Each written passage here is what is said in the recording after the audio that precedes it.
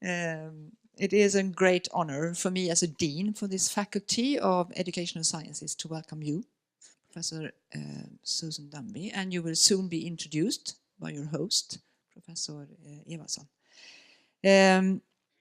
And we are, of course, very happy to see you all here this afternoon, that big interest.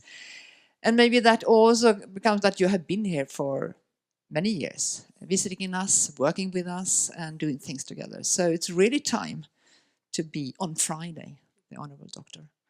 It's so nice every time. This is Nobel time, and I have the honor to call the new Honorable Doctors. And it's the feeling that said, oh, it's very close to the Nobel Prize, but not really, but close to. And on Friday night, we can see if it's really as nice as that, actually. So all of you are very welcome, and I immediately give the floor and the word to you, Ankarita, to introduce our guest. Okay, thank you so much. I'm also very delighted and happy that you are so many here. And I'm Ankarita Evaldsson, and I'm professor in education here at Faculty of Educational Sciences. So I'm very pleased, and I'm also very delighted to introduce you, Susan Danby, who is my very close friend also and colleague, Professor of School of Early Education, School of Early Childhood, I have to read this, and Inclusive Education, Faculty of Education, Queensland University of Technology from Australia, all the way from Australia. As an honorary doctor here in 2019, here at the Faculty of Educational Sciences at Uppsala University. So I will say some words about you before I give the floor to you. So Susan Danby, can you hear me, everyone? Yeah, okay. I don't shout too much, no? No, it's okay. It's okay. So Susan Danby is an internationally recognized scholar of children's early years, language and social interaction, childhood studies and early literacy, including young children's use of digital technology, so quite broad field. Her cross-disciplinary research resides in education, especially early childhood education, linguistics, sociology and psychology, but also transgressing these fields in your research. It's quite impressive. Building on qualitative approaches, mainly from sociology, such as ethnomethodology and conversation analysis, her research has contributed to explicate and also to the understanding of everyday social interactional practices of young children, highlighting young children's social competences as they build their social orders together in collaboration with peers, but also in teacher-student interactions, and also with siblings in the homes, across different kind of educational settings, such as schools, homes, and in the communities.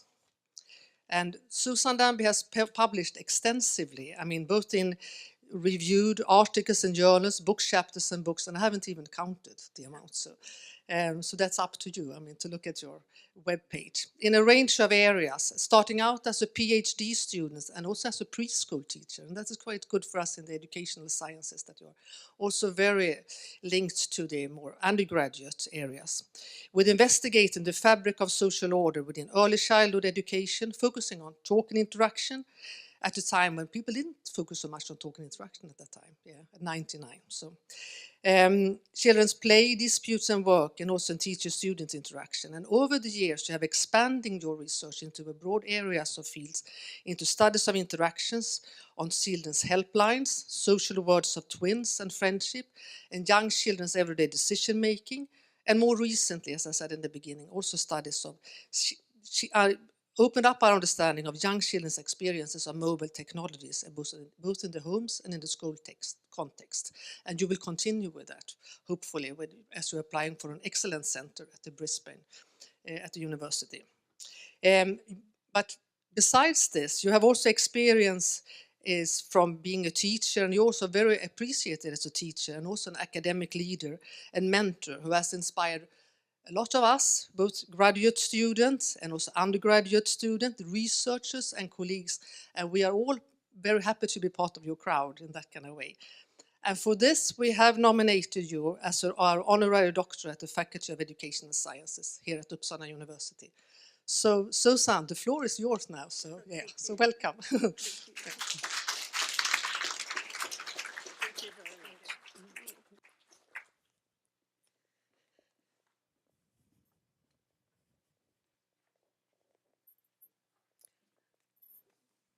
I'm very thrilled to be part of your crowd.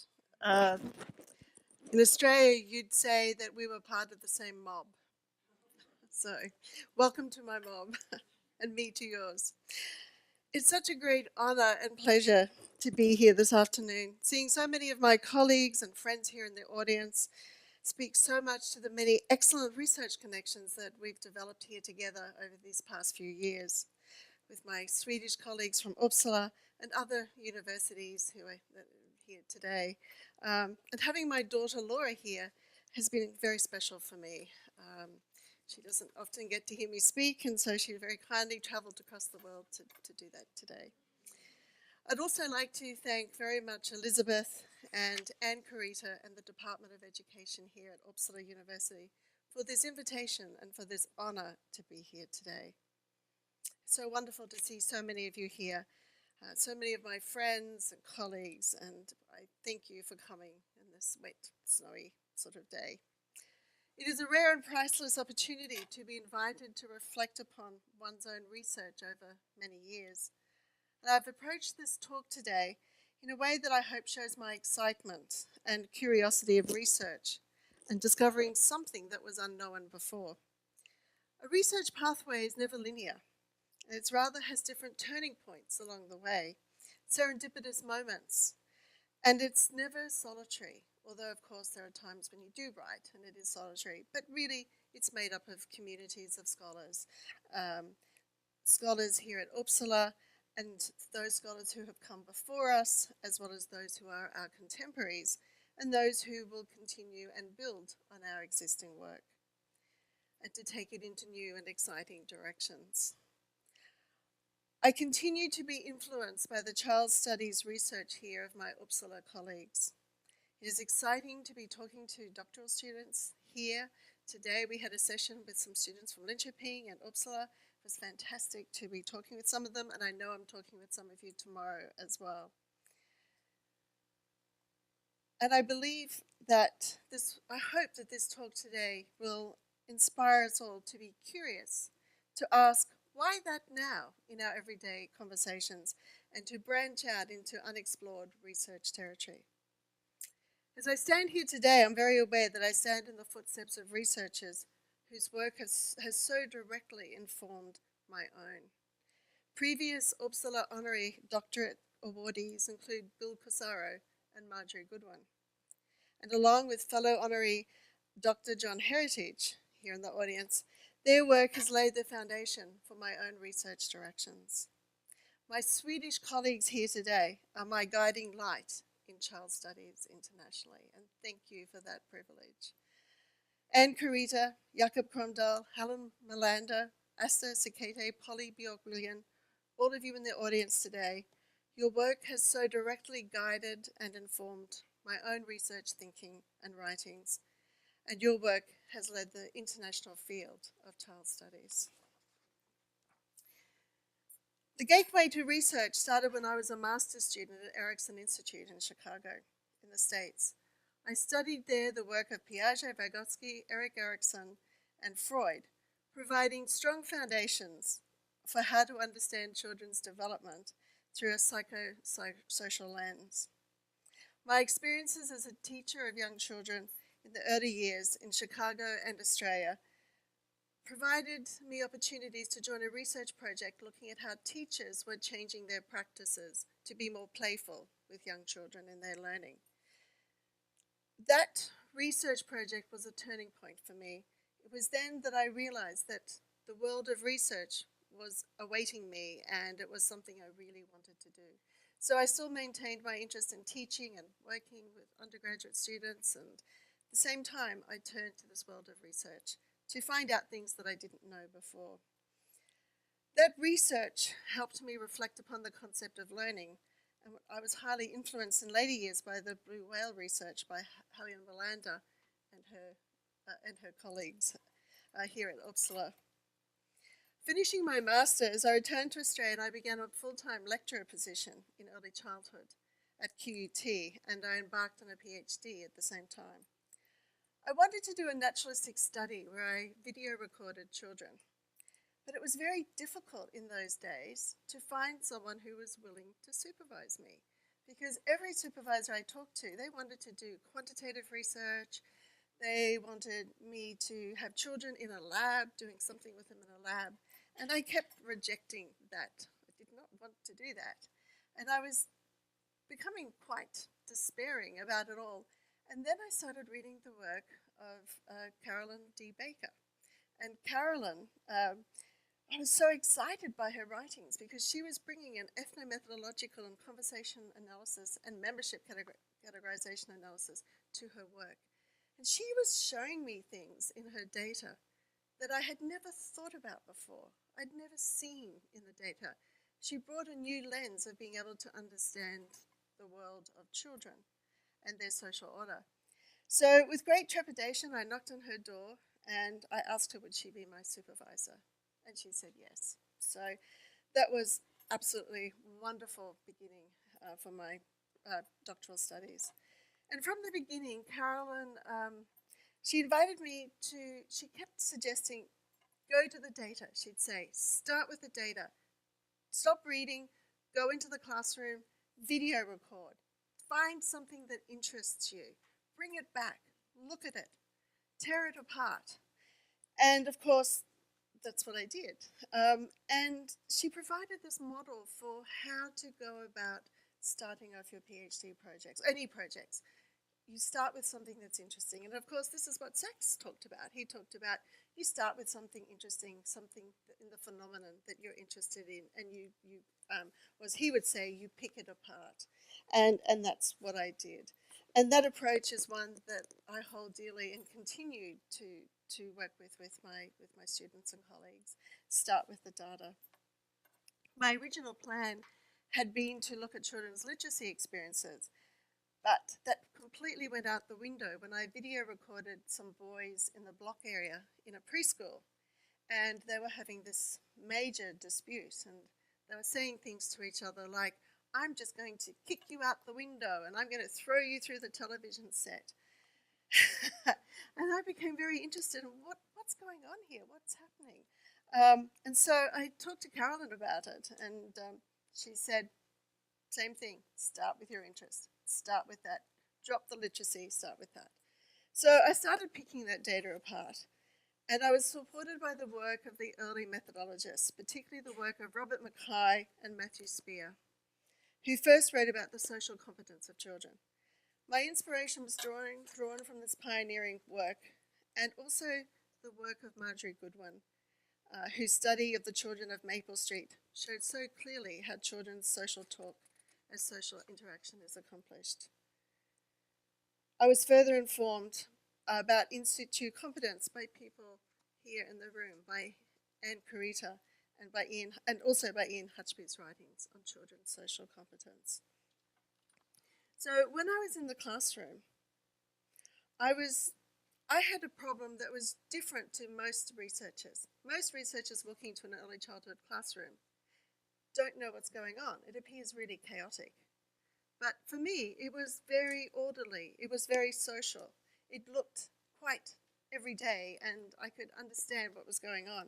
So I needed to find a way to make the familiar unfamiliar. And so to do that, I needed a new analytic lens to do that. And of course, that was where the ethnomethodologists, conversation analysts, and the child studies researchers provided me with that different lens to analysis. So while looking at the data and picking at it, as Sachs would say, from different theoretical perspectives, I kept falling back on the theories of Vygotsky and Piaget because I knew them so well.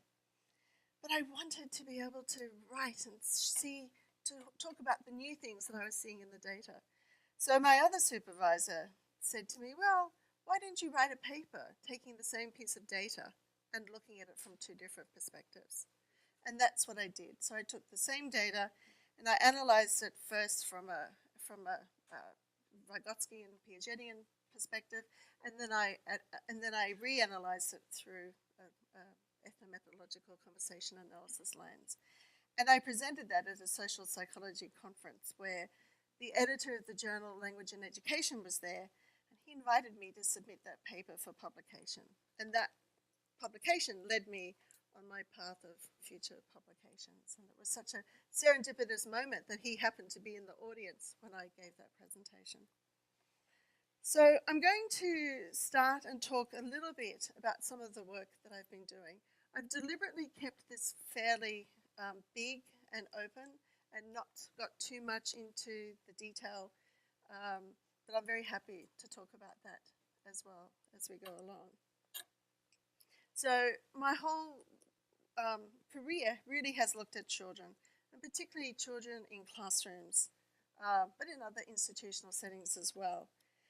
And take a moment to think about what it is that we're looking at, what children are doing and how their social organisation is managed.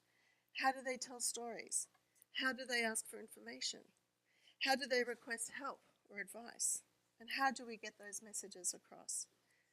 Through this multimodal interaction interest, we take into account not just what is said, but how it is said, and embodied actions like nodding and laughing and crying that might accompany that talk.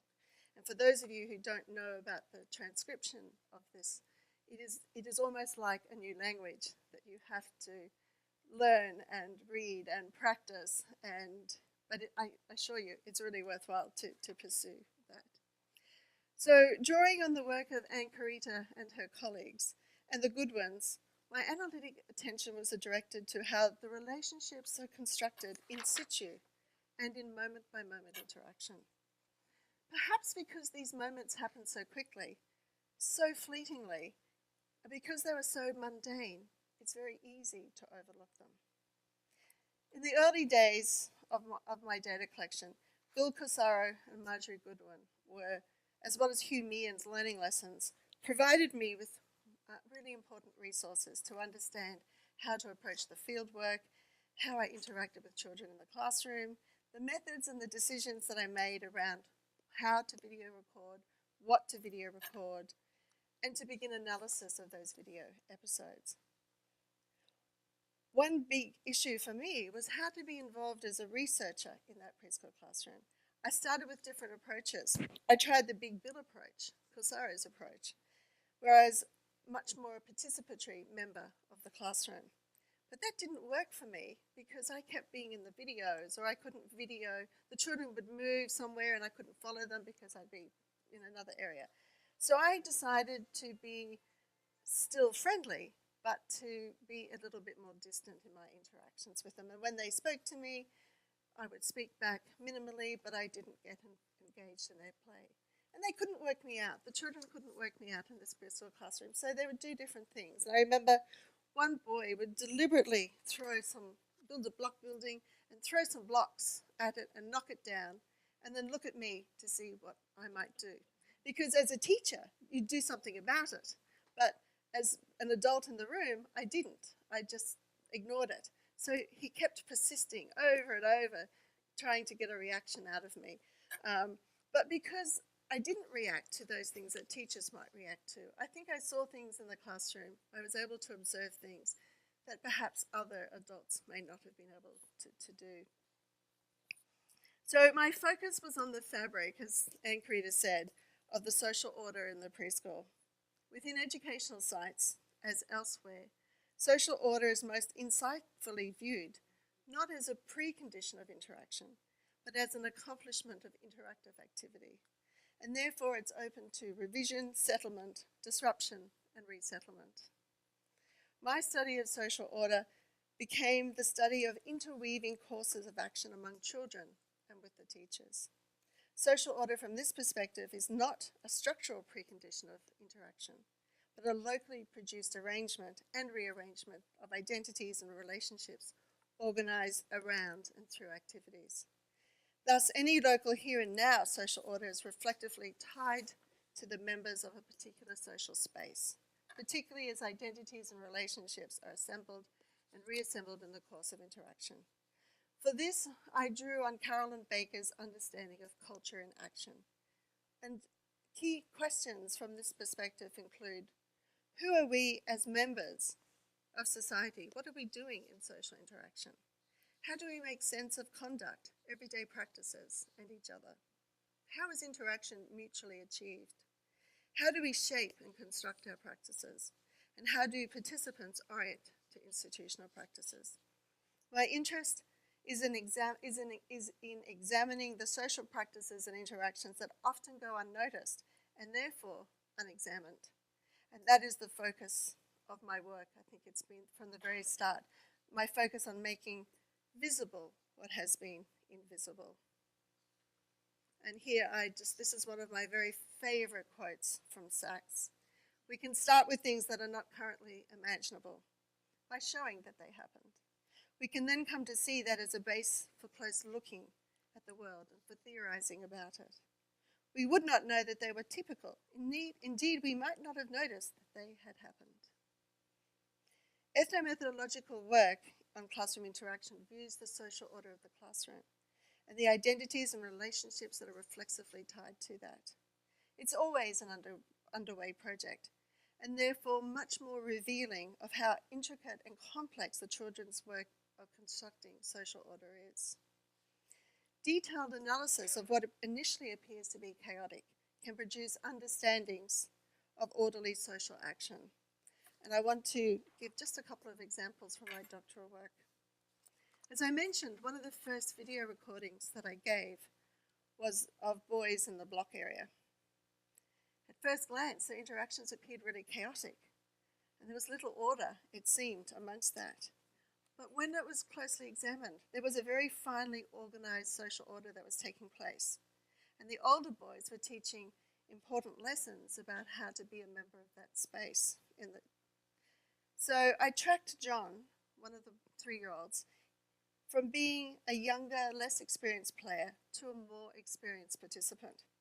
John was subjected to the verbal attacks by the older boys. They told him they'd throw him through the television, out through the wall, and so on. And the older boys generated such fear and terror that this resulted in John crying out loudly. And I know some of you are doing crying studies at the moment. And of course, crying loudly in a classroom would bring the teacher. And that was the worst thing you could do if you were a member in this classroom, was to bring in the teacher, because that demonstrated you weren't engaged in the play and the order that the older boys were experiencing. So I was fascinated and I watched this happening. It was very difficult because I wanted to intervene to stop what was happening, but at the same time, I knew that as not being a teacher, I wanted to see how that social order unfolded without adult intervention. But 2 weeks later, it was John, I noticed, who was issuing the same threats to the other boys in the classroom. He had picked up, he had understood how that social order worked, and he was subjecting the boys to the same threatening talk that he had received two weeks earlier. He was applying the ritual that he'd learnt, as Maynard said, of being able to collaborate in these plays of power. The lessons he learnt well, and he passed them on to the other children. For the individual boys who were new to this, it was frightening because they didn't know the ritual. But even for those who knew this ritual of how to talk and act in this fast way, it was still unknown. It was still unpredictable, because you had to be constantly negotiating and renegotiating that. And it really demonstrated the boys' competence at their fast talking and their production of this social order. The first impressions of the boys in that classroom was that they talked all over each other, that there was no gaps between turns. They didn't wait until one child had finished talking before the next started their turn. This gave the appearance of the speaker turns being unorganised and jumbled. Yet detailed analysis showed that they were not engaging in interactions that were chaotic, but rather the talk was ordered and systematic. To be able to participate in these block area disputes, you had to be engaged in smart talking that was ordered, sequential, and purposeful. So in any talk, a speaker's main message needs to be audible. In examining the turn-taking of these boys, I looked for when the boys' turns started and finished, whether there were gaps or overlaps in the talk, and how others' interjections may or may not have interfered with the speaker's main message. This requires really fine coordination, and clearly a large part builds on when a turn will be brought to a close, which will allow then for the possible next speaker to try to gear up and start their turn at such a point. But in order to gain the floor and to ensure that your message is fully heard, the boys use a strategy identified by Shegloff with adults, known as recycled term beginnings. The boys would start to talk over one another, and at the moment that one boy stopped talking, the other would recycle what they just said, and so their entire message could be heard. This was groundbreaking. This was so finely tuned that they would immediately repeat their message once they got the floor, so their entire message would be heard. We know that adults routinely talk over each other to get the floor, but I had just found that 3- and 4-year-old children were doing this. In our society, the developmental perspective of children is so persuasive. It's easy to think that the practices of children talking all over each other is because they haven't learnt to take turns at talking. Yet adults do this all the time, and they aren't seen as being developmentally immature. So it was exciting empirically to show the preciseness of the children's turns of talk in how they gained the floor and then retained that speaking floor with their full message being heard. It is this form of social competence that is often overlooked through a developmental view of children, where they are still reviewed as developing towards adulthood. And it was the analytic resources of conversation analysis that made visible these particular social structures and highlighted young children's in situ competency. So disputes are commonplace amongst children's everyday peer cultures, and it's often a cause of angst for educators. When a child cries, then the teacher has to be there to stop the crying. And so from an outsider perspective, children crying in a classroom is dysfunctional and it has to be stopped. But adults aren't always successful in bringing resolution or closure to the social order that's been disrupted by the children's disputes. In fact, adults may even escalate or initiate further disputes when they intervene in children's play. And I want to share with you an example of 3 girls that I observed playing in home corner. Now, these 3 girls had had a fight. One girl, Portia, had pulled the other girl's, Alana's arm. Alana started crying. The teacher came in. The teacher said, "What's going on here?" One of the boys who had observed said, "Well, she pulled her arm." And so the teacher then said, "Oh, how can we make her feel better? How can we make Alana feel better?" And finally, the resolution under the teacher's direction was that Portia, who had pulled the arm, would give Alana a hug and say sorry. So they did that. The teacher walked away thinking that the social order had been repaired and everything was fine. But what happened, and I was just running the video camera, I thought it was chaotic what I was seeing, because I saw these girls weaving past each other and touching, but almost not quite touching. And they moved all across the room doing this. And it was only when I went back and I re-looked at this video that what I saw happening was this choreography. And so these girls would weave past each other, touch, but not quite touch. And at the end of it, the girl who had pulled the arm, Portia, she had become isolated from the other 2. And the other child, the child who'd had her arm pulled, and the other child went off together as a pair back into the home corner. So to me, that was such an eye-opener in terms of how important it is that you have to go back and you have to keep looking and re-looking at your data. And I found something I had no idea. It was just there in the data. It was invisible until we did that very close look. So I love that piece of data because it just shows that how you can really be surprised by what you find in the data, and I think that's such an exciting moment. So moving on then from my doctoral studies, I changed directions. I took a turning point in my research, and together with Anne Farrell, we investigated how children made decisions about their everyday lives. We asked them, when do you get to make decisions? And what they told us over and over was that at home they got to make lots of decisions, But in the school, they hardly got to make any decisions at all. And as one boy said in the study, well, the only decision I get to make is whether I eat my yogurt or my sandwich first at lunchtime.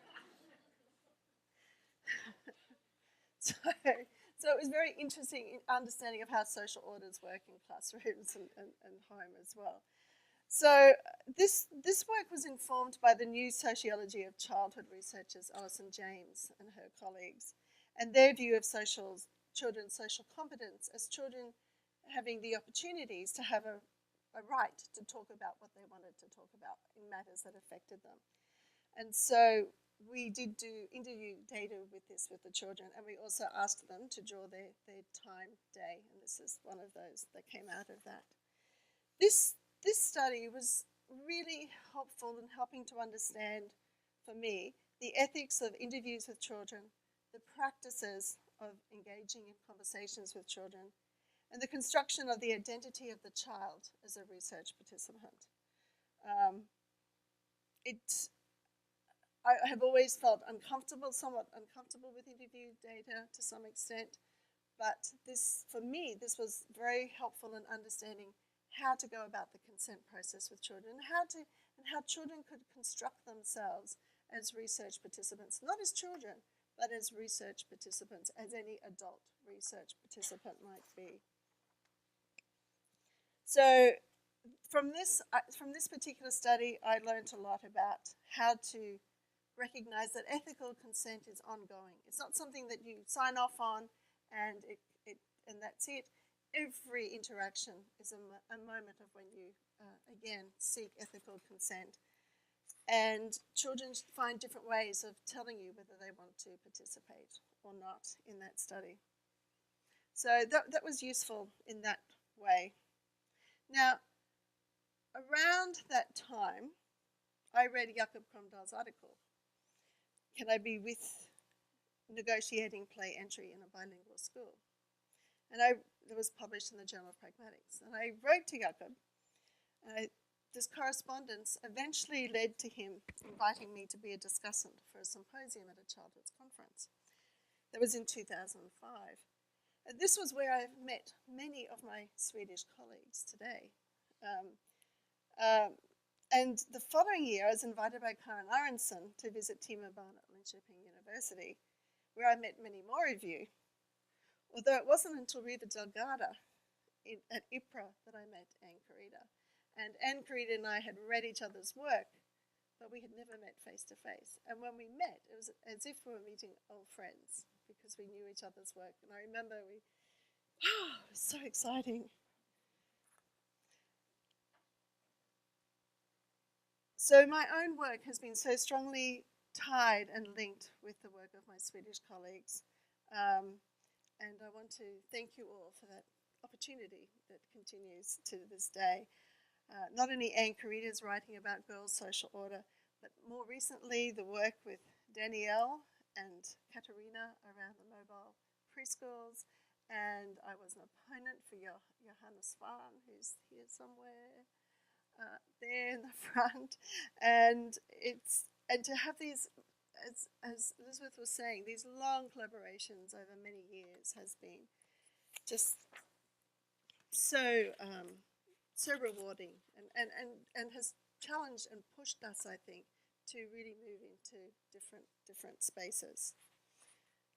So to go back to my story then with Jakob and Karin, we put in an application for looking at children's helplines. And I thought this is where serendipity comes in. I was on a plane to Darwin, and I was doing something I don't usually do. I was flicking through a magazine, and I saw this ad in the magazine. And someone once said that children should be seen and not heard. Now that struck a real chord for me. That's what my grandfather used to tell me. And it just had such an impact on me, this ad. And Kids Helpline said, we disagree. And then I started thinking, what do they talk about? What do the kids and the counsellors talk to each other about? And so when I got back to Brisbane, just happened to be where the headquarters of Kids Helpline was, I went and knocked on their door and said, can I do some research? And that was the start of our Kids Helpline project.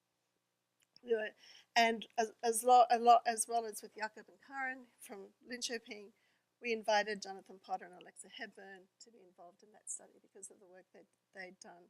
So we had this amazing work through children and emergency SOS lines through Jakob and Karen's work, and then the work that Jonathan and Alexa had brought as well. So this then started quite a long process looking at Kids Helpline work. We were interested in how the caller told their troubles and how the counsellor listened and interacted to resolve the reason for that call. So much of the work, I think this might have been the first study of children's helplines that had ever been done, even though there'd been research on adult helplines. All the work had used surveys and interviews or hypothetical questions, but not actual interactions that occurred, actual calls.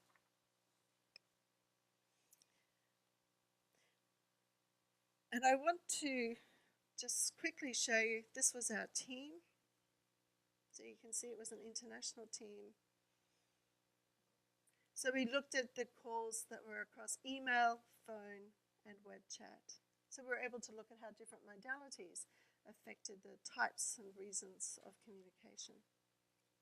And I want to just give you an example of how even the first few lines of talk can show the difference, can talk to the institutional remit. So here we have the phone call. It's an answer to a phone summons, and it identifies the organisation. So that's the first thing that needs to happen in helpline in calls. Now, if you look at the Swedish emergency service, here there's a real push by the call taker to progress the call. It's tightly managed by the call operator. They have an emergency, they have to find out what's going on. They have to get to the business quickly. This is from Jakob's data. But then if you look at the computer helpline, it's all about how can we help you. But when you look at the kids helpline beginning, they give the name of the kids helpline, but look how open it is. They don't presuppose that you need help as a caller. In fact, they talk about we care, we listen, not how can we help you. And so even from those very first turns, the openness of it allows the caller to find their own way into how they want to talk to the counsellor. They don't suppose there's a problem, they don't suppose, and they recognise the children's competence to be able to find their own way into the call. So even just in those first couple of seconds, you can get a real sense of what the institutional work or remit is of that. And I want to show you one of the pieces of data from this particular study of Kids Helpline. So this is a young caller calling up, and her call takes the form of an extended story, as Labov and Valetsky had talked about. There's a preface. She said, I have some problems at school. There's an orientation. I was sick. I went to the doctor. I stayed home. There was a complicating action. I went back to school and I photocopied my certificate from last time. So she didn't produce her own certificate. She copied one from the previous time. The result was she got caught by the teacher. Her evaluation was, I don't know why it happened. And then there is a resolution, which as we unpack, is that we'll bring the doctor's certificate and letter tomorrow and give it to the teacher. But how they came up with that, she and the counsellor, is a fascinating unpacking. Because Anna could have brought a genuine doctor's certificate to school the next day, and that would have been the end of it, but she didn't. What she did instead was she photocopied this older one. And so she tells her story to the counsellor as a mystery, to try and help the counsellor help her make sense of her actions. Why did she forge one when she could have brought the original one the next day? She asks, I don't know why it happened. And so the question here is, how do I repair myself? How do I repair my identity? So Anna designs this as a puzzle, and the counsellor and she assess possible implications. So they come up with proposal one. Proposal one says the counsellor says that maybe Anna was experimenting. He offers her a motive, that the forgery was done to see if she could fool the teachers. So this explanation presents Anna as a typical student who is experimenting with adult authority. So it's something that teenagers might do. Stage of life, teenagers might experiment with authority. And so this might be a motive for what she did. And Anna, in coming to that resolution, says, well, yes, that's possible, but she doesn't buy it straight away. So the counsellor then orients to the institutional philosophy of the Kids Helpline, which is to avoid giving direct advice.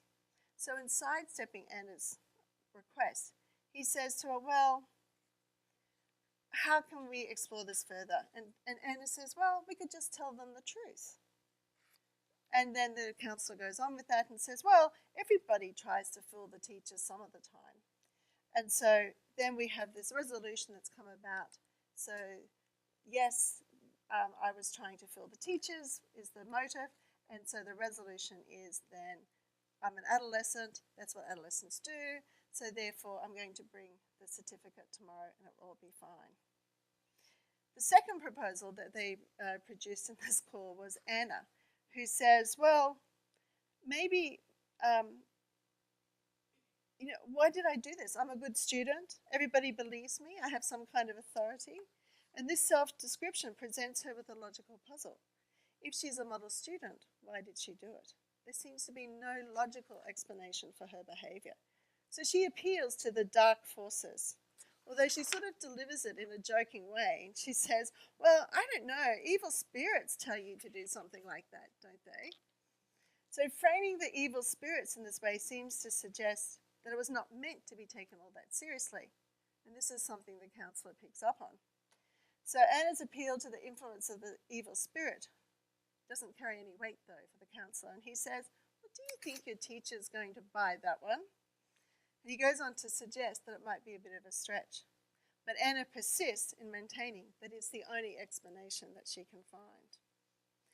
So the counsellor responds in the resolution to that proposal. He responds and he suggests that this account really isn't going to be accepted by the teachers. And he says, you're making up a story. And she says, well, yes, it's like lying. And he agrees. Well, once she raised the word lying, he agreed with that. And he says, well, if you make up a story and you tell the teacher a lie tomorrow, where would that end up? So here we have the teacher together producing the consequences of that sort of possible action. And in the end, what happens is that together they come up with this resolution that it was an accident, that she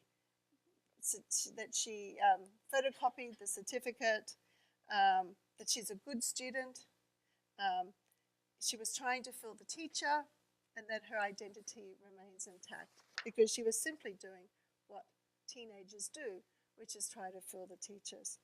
So just in that one call, you can see how important it was, the work of the counsellor and the caller together, to produce and explore different options of how identity can be constructed and talked about. And how the counsellor guided and scaffolded Anna's orientation towards coming up with the final way of reasoning, but without actually telling her. He really worked from the expectation that children, the young people themselves, would be competent to come up with the way to deal with their problem. From that particular project, we worked on a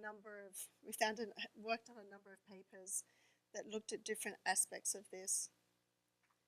And I think this work shines a light on the range of strategies that anyone working with children and people can learn from. Believing that children and young people convey their competence in the ways they present their problems and the way that they find solutions to those problems. By helping children and young people understand that their experiences are being heard, often after failed attempts, by talking with others.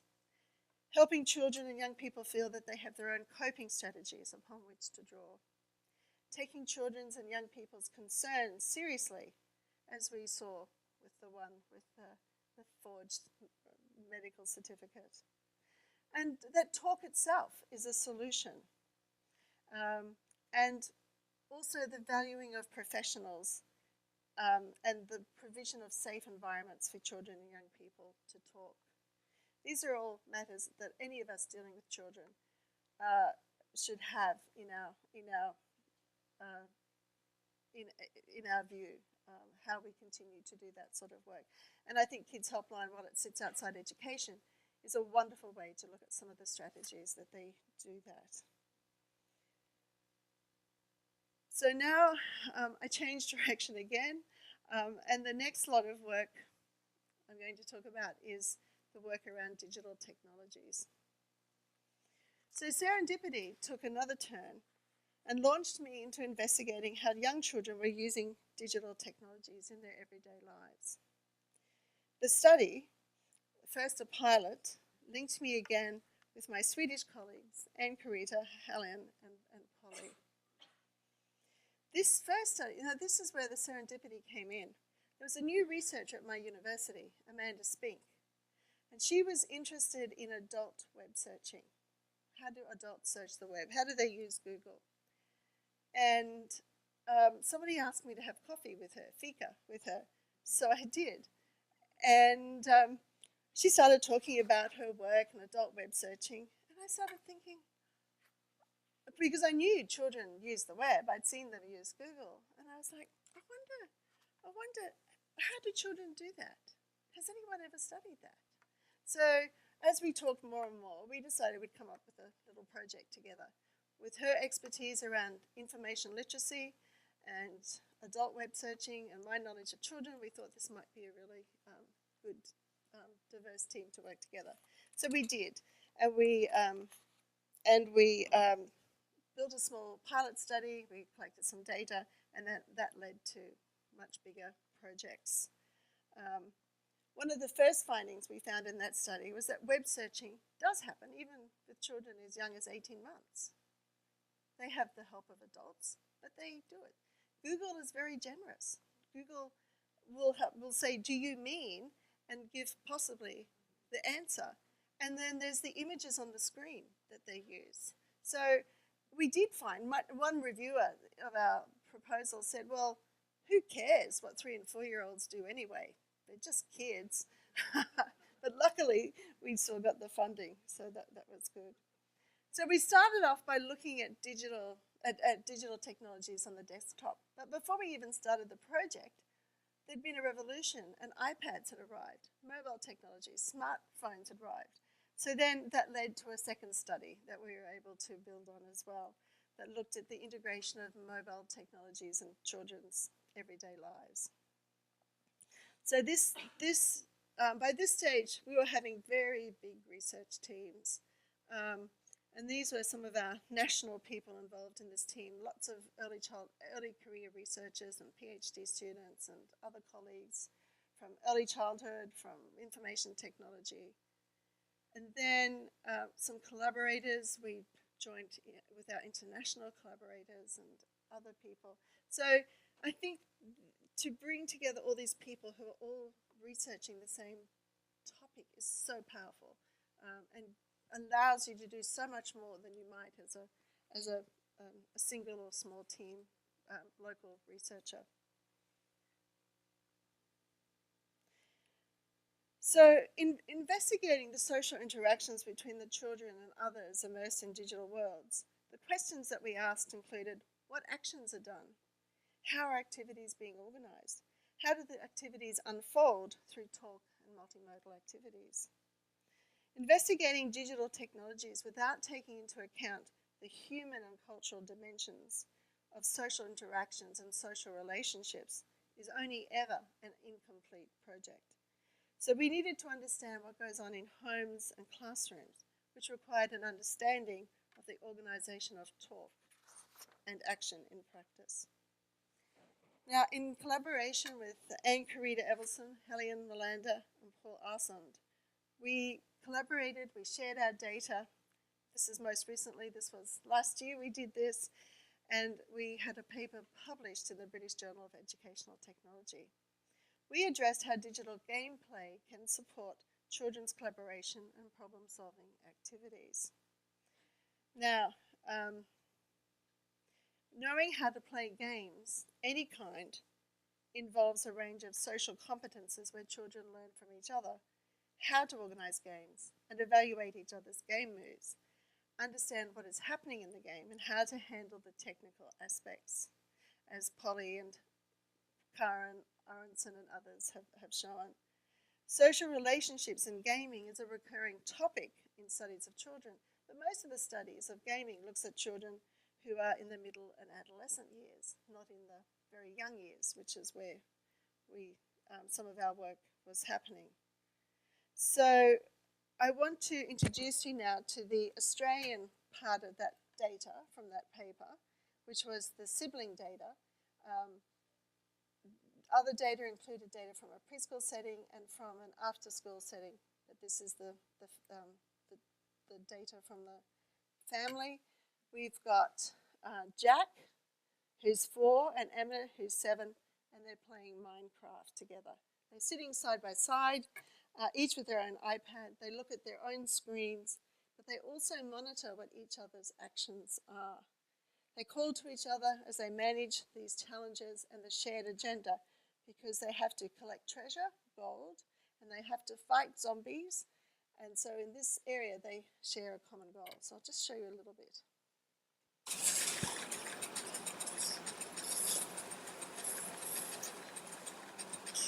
Boom! Boom! Boom! Where's all your spiders? Still dead.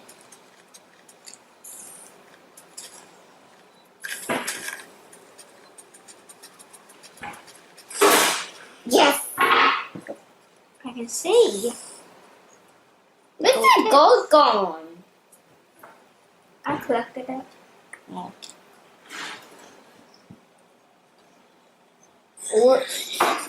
Where is it?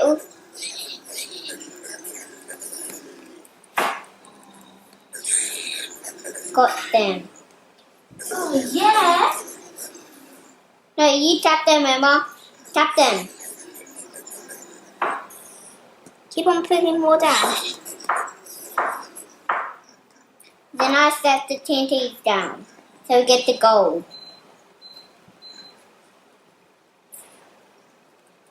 Now, Emma, head them towards me. Okay. Oh, damn it. It's them. Hit them, Emma. Hit them.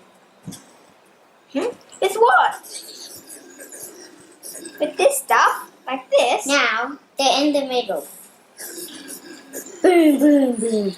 See? We got the gold as a potato, yum! Yes.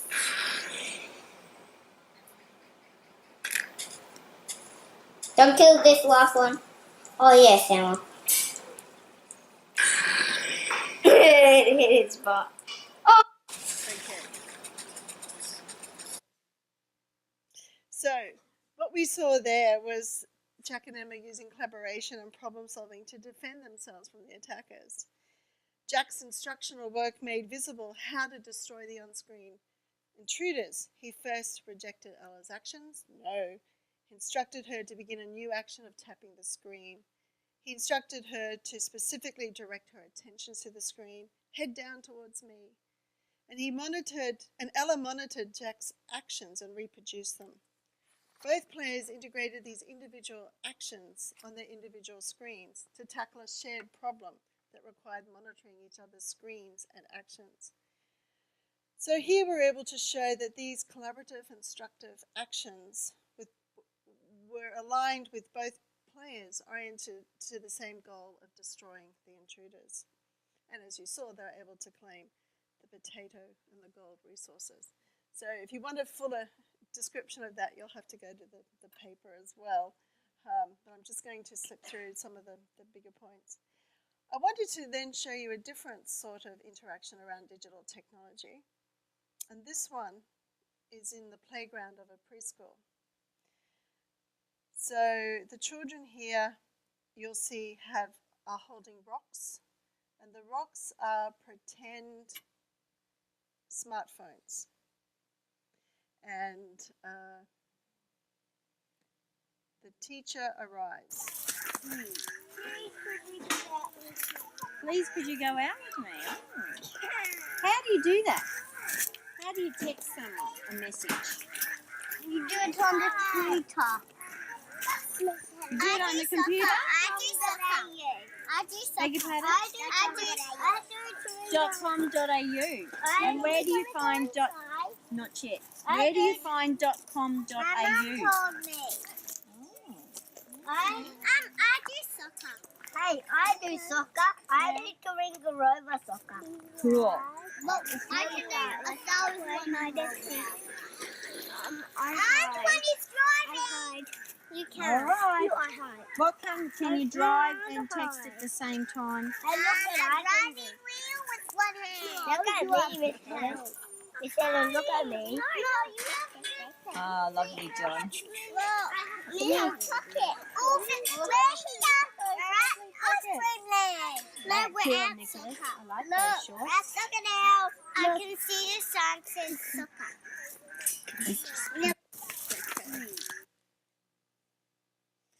So what we saw there was how video recordings allow observations of children's own culture and their agency in constructing their own and others' social worlds. What started out as an informal and under-the-radar child-initiated experience changed when the teacher walked into that interaction. And we had here the children using the object, the rock, as the smartphone, and when the teacher came in, she didn't come at it through a pretend play frame. She came at it through the reality frame and started asking questions. Well, how do you text? Which then the children took as a way of the teacher asking for advice, and so they started to explain how to do that work. Well, you just do this, you just type in, and so on. And so here, here is very much informed by the work of Hester and Francis, who talk about reality analysis and the different moral and social orders that are happening here between the children's pretend social order that was happening and how it aligns or collides with the teacher's social order of this reality analysis. And it's really heightened at the end with the children own, using the phone, texting with one hand, and the pretense, but also using the resources of the adult social world to draw upon to actually do that work as well. So here, these unfolding events show that different social and moral orders of the children, of the pretense and the reality, the seeking information from the teacher. And as Polly and Jakob have talked about, the local educational order is being talked into being through this actual work as it unfolds, where play and pretense are valued activities in any preschool. It's also interesting in terms of this interplay of the rock, which is the object, which shows how objects can be constituted through specific sites and with local associated practices. So taken together, these two examples show how children construct their social worlds through the interplay of objects, making something observable to another, as Kidman and Zimmerman talk about, and how play is a situated activity where children collectively contribute to that organisation of the play, generating different experiences through their everyday play participation, as Ankarita talks about.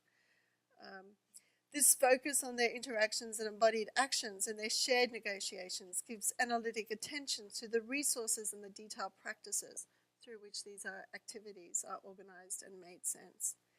And of course, they're social and they're oriented to participation frameworks. So as we move on then, what I'd like to do now is show you some work of a PhD student of mine that we've been working on together. And when I heard that John was going to be in the room, I thought maybe I might not show it, but I am going to anyway. So this work comes about because Sandy was very interested in the sorts of ways that teachers ask questions with preschool children. And so how teachers engage in pedagogic interactions with the children, how they look for displays of knowledge, and the degree to which the knowledge differs amongst the interactants on an epistemic gradient. So interactants can be more knowledgeable, K+, or less knowledgeable, K- than each other. So within the classroom, the underlying agenda is one of teaching and learning, with knowledge an important consideration for these practices. Teachers are generally considered to be more knowledgeable than students, and students have less knowledge than the teacher. As in mundane interaction, epistemic stance is navigated during these unfolding turns of talk with the teacher-child interaction. In an effort to gather the epistemic stance of students, teachers often question and call for displays of knowledge from the students. They overwhelmingly rely upon questions to which they already know the answer. These are known as known information questions or test questions, and they're implemented through a variety of turn designs. When teachers question, a response from the student is the logical next response. And this analysis that I'll show you explores how the teacher encouraged children's contributions by downgrading her own expert status when interacting with children. And she did this using the I wonder formulation. I'll play you this little bit. So listen for, she says, what's that? There's a silence. I wonder what that is. And then the silence. What's that? I wonder what that is. Eyes. Eyes? Do you think it might be eyes? Okay, so here you saw the teacher pointing to the antenna on the lady beetle and asking Mina to produce a label. She asks the WH question, what's that? Now, it's probably understandable that the teacher already knew that that was the antenna. So the question appears to work as a test question, a test of Mina's knowledge of body parts. The subsequent 1.6 seconds of silence shows the potential interactional trouble. The teacher initiates another turn of talk, and she repairs the long silence by modifying her earlier question to, I wonder what that is. She removes the test component by demoting her own expert knowledge, and the teacher presents herself in a wandering position as though she doesn't know. And this turn provides Mina with the interactional space to have a go or guess what she does see when she suggests the label of eyes. Although the answer is incorrect, the I wonder request occasioned a response, whereas the WH question did not. And the incorrect response was managed through the unfolding turns of talk in a subtle way. So we'll look at the next example. Very hairy. I wonder what kind of butterfly it'd turn into. Hairy caterpillar. So do you think hairy caterpillars turn into hairy butterflies? No. What would their cocoons look like?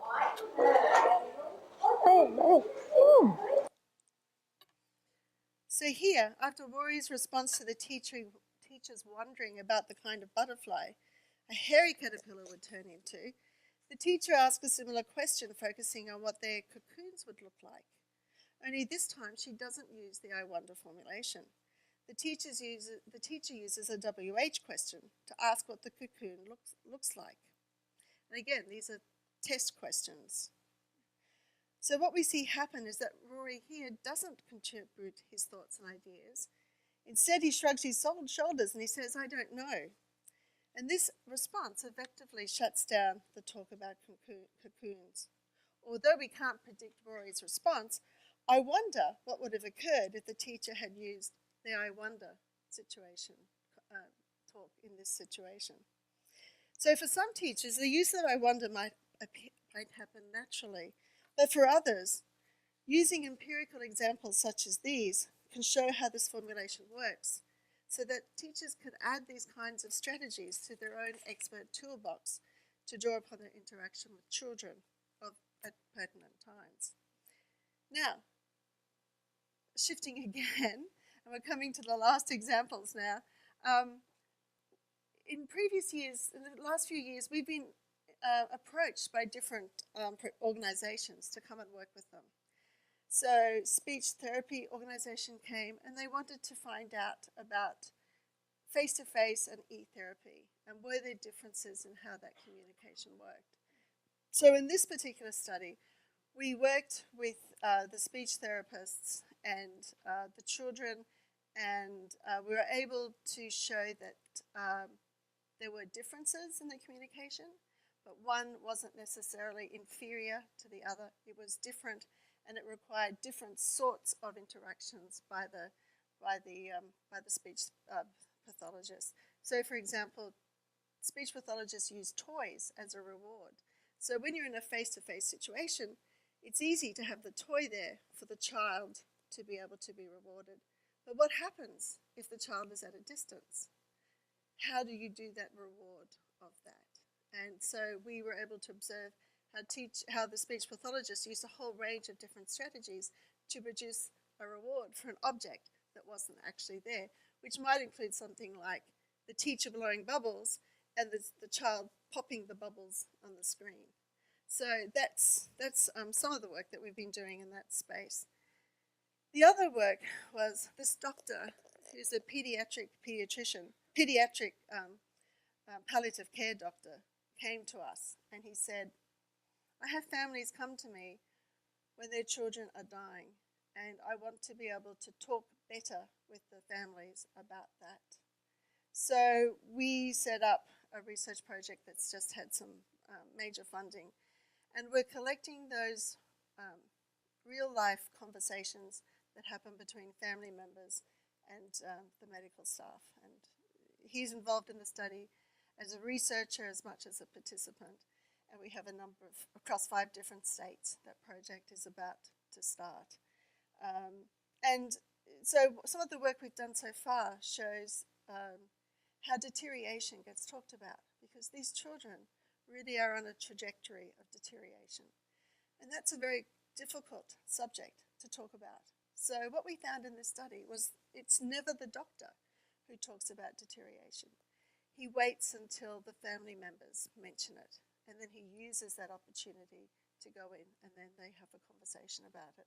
But always he puts the agency within the parents and their initiation of that particular topic. We've also looked recently at how death gets talked about. And what we found was that contrary to the manuals that say, well, you should be explicit about talking about death, we found that there are conversations that happen between family members and doctors where the word is not mentioned, but everybody knows what it is. So we call that paper the elephant in the room. But out of that work, we've also become very interested in all of this work around how do we translate this knowledge into practice. And so we had an e-module that we put together for people who are working with families with children with a life-limiting illness about how to talk with families. And we had what we called a 360 perspective, where we have the researchers talking about the research, the doctor talking about his understandings of communication, and then the family members themselves talking about that.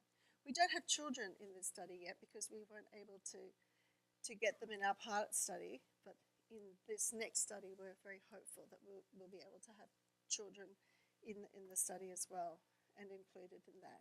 So this idea about knowledge translation is really important, about how do you take this research and apply it in real-world settings that make a difference for families and practitioners and institutional work. So just to wrap up then, I'd like to finish with just a few points around where I think we sit right now in the field. My work has always been around social relationships, the working of institutions, children's social order and play, and their communication practices. And not just leaving it at at an academic level, but asking what does this mean in practice? What does this mean for teachers' work, for doctors' work, for speech pathologists' work, for families' work, and to bring an applied focus to that agenda.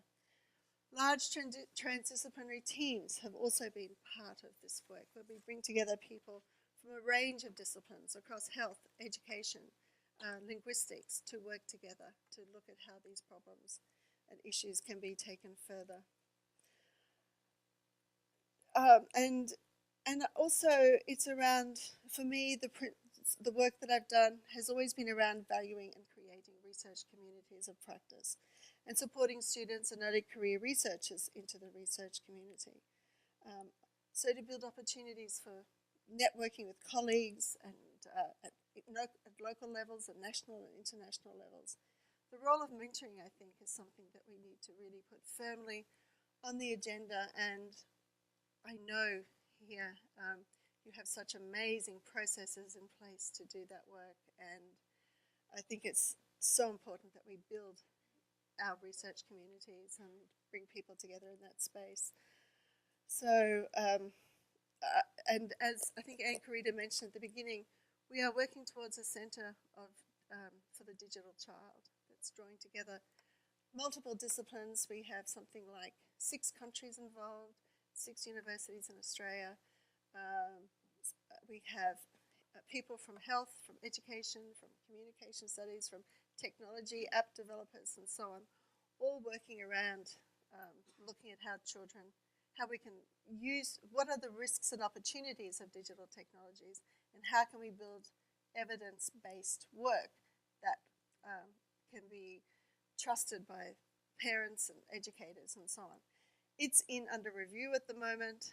We have our fingers crossed, but who knows, maybe it won't. It's quite likely it may not get funded, but we will continue that work anyway. I think it speaks to this principle of the collaboration at an international level. So just finally, I just want to thank you for today. I look forward to continuing further working together within the Department of Education here. And I think one final point, never undervalue serendipity and passion.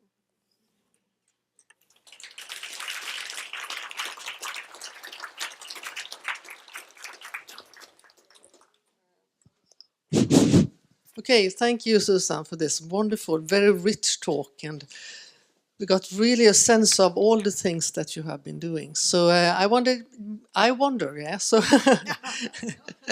I wonder. Yes, you'll never say that again. No, I don't know. Okay, so we open up for questions. So.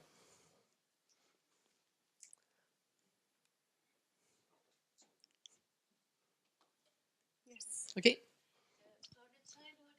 Can you hear her, or do you want the mic? Oh, okay, no. I think it's for I'll come out from behind the desk. How old are the children when you're talking about early childhood in Australia? In Sweden, it's from 1 to 5. So it depends on which state you're talking about in Australia. In Queensland, it's from birth to 8 years of age, but in some of the southern states, it's birth to 5 years of age. So the children that I was talking about, mostly there, were preschool-age children, up to about 5 years of age. But we did 1 to 4 or including 5. 5 as well. Yeah. But the little boy who talked about the yogurt, he was 6 or 7 years old. He was in a primary school. Okay. Children start school in Australia when they're 5. Yeah. Okay, any more questions? Or okay. Yeah, I think you need it for the filming. Thank you very much for a very interesting talk and all over the different places where you have been in different types of research areas. I wonder about this. Did you see any other types of language resources that the teacher used in order to get the children actually to respond or to take over? For example, if you turn it over to the child and say, what do you think? So you turn it over to the child's responsibility to think about it more than me as a teacher. Yes.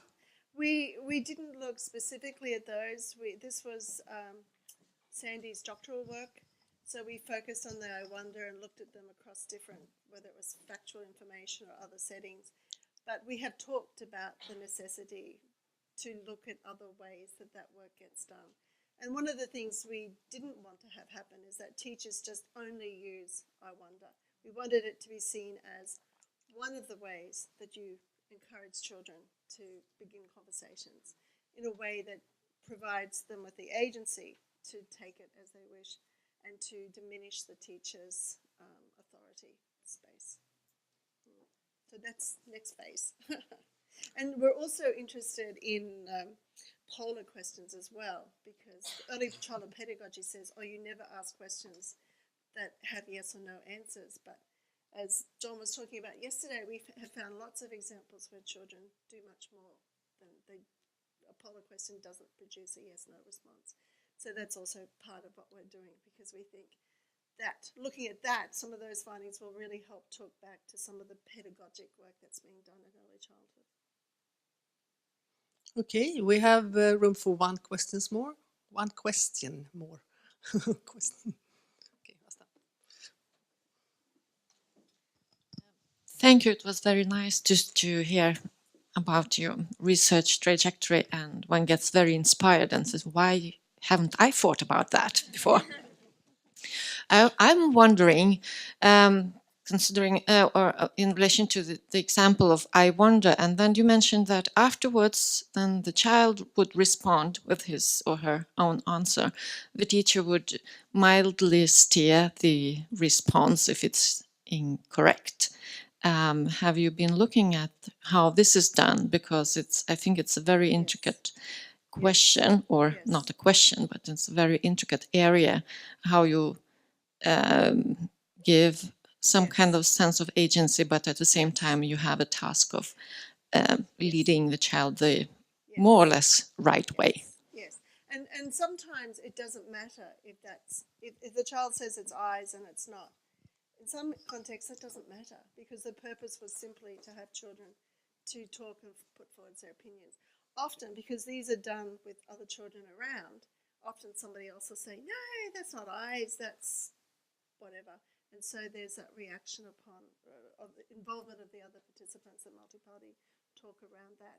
So sometimes the teacher would just let that go at that, but at other times when it was important, she relied often on the other children to do that work, or she would go to another example, or she would take that idea and hold on to it and then do something more formal with them in the classroom. But yes, we've looked at it, but we haven't gone into a great deal of work around that. But it's certainly an area that is really ripe for investigation. Okay, thank you. I think what I didn't say at the beginning is that you have really showed us the kind of social competence required by the adults in this kind of situation, and how this social competence of the child is co-constructed in this interaction and mutually elaborated all the time. So thank you for your very rich talk. And I think we'll give you an applause again. So.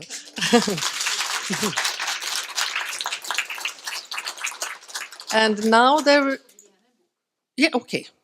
We have this. Do you want to give it? Just for So you are not yet in this book. There will be a new book coming up, because this is your colleagues in another way. The honorary doctors at the Faculty of Educational Sciences between 2011 to 2017. And in the next edition you are in as well. But please, Corsaro, for instance, your colleagues are here. So it's a thank you from the faculty. Thank you so much. Very much. Tack så mycket. Okay, Susan, and now we are going to have a gathering, social gathering. So you are all welcome to the next floor up there and talk a little bit more with Susan and just relax and enjoy your life. So thank you again. Thank you for coming. Thank you. Yeah.